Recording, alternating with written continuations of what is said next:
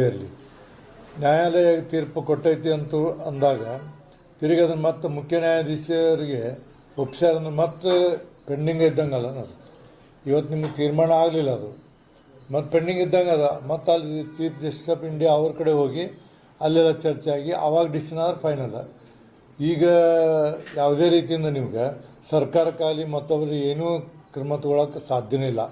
ಯಾಕಂದ್ರೆ ಅವ್ರು ಡಿಸಿಷನ್ ಕೊಟ್ಟು ಹಂಗೆ ಬಿಟ್ಟಿದ್ದು ತೊಗೋಬೋದಾಗಿತ್ತು.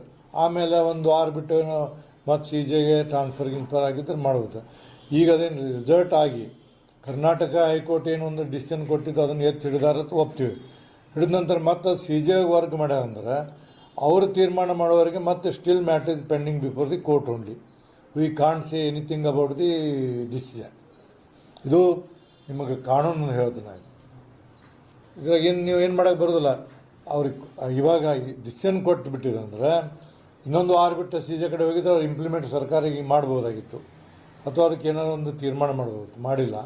ಹೀಗಾಗಿ ಚೀಫ್ ಜಸ್ಟಿಸ್ ಆಫ್ ಇಂಡಿಯಾ ಅವ್ರ ಕಡೆಗೆ ಮತ್ತೆ ಅದನ್ನು ಟ್ರಾನ್ಸ್ಫರ್ ಮಾಡ್ಯಾರಂದ್ರೆ ಅವರು ಸ್ಟಡಿ ಮಾಡಿ ಯಾವಾಗಿದ್ದು ಈ ಬೆಂಚ್ ಕೊಟ್ಟಿದ್ದಾಗ ಅವ್ರು 90% ಅದ್ರ ಪರವಾಗಿರುವ ಆಗಬಹುದು ಅನ್ನುವಂಥ ಒಂದು ಮಾಹಿತಿ ನಮಗೆ ಅನಿಸ್ತದೆ.